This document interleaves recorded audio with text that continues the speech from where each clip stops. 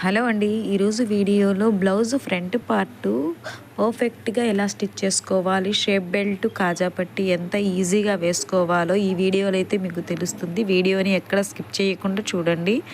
అలాగే వీడియోలో చూసుకున్నట్లయితే ఈజీ మెథడ్తో ఇలా ట్రై చేయండి, మీకు ఈజీగా అర్థమవుతుంది. అలాగే స్టెప్ బై స్టెప్ వీడియోలో తెలుస్తుంది.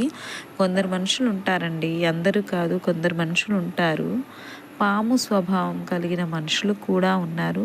అందుకే మనుషుల కన్నా విషపూరితమైన జంతువులే నయం. దాని స్వభావం అది కాటు వేస్తుంది అని దాని పుట్టుకతో సహా తెలుస్తుంది.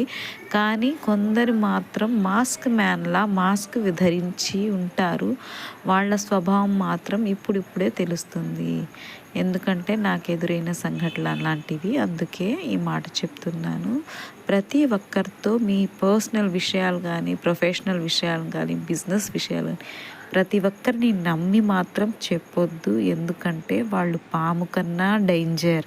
ఇది గుర్తుపెట్టుకోండి. ఎవరైనా సరే వాళ్ళు పాము కన్నా డేంజర్. వీడియోస్ ఎందుకు పెట్టలేదు, డిలే ఎందుకు అయ్యాయి అంటే నాకు సడన్గా బ్రైడల్ బ్లౌజెస్ అనేవి వచ్చాయి.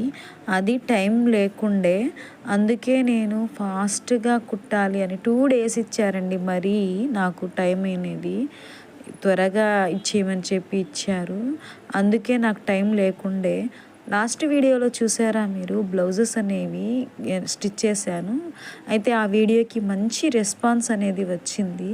ఇలాగే మీ సపోర్ట్ నాకు ఎప్పుడు ఉండాలి.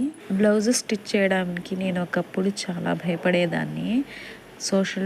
సోషల్ మీడియా పుణ్యమా అంటూ ఆ భయం అనేది పోయింది. పర్సనల్ టైలర్ నుంచి ప్రొఫెషనల్ టైలర్ వరకు ఎదిగాను.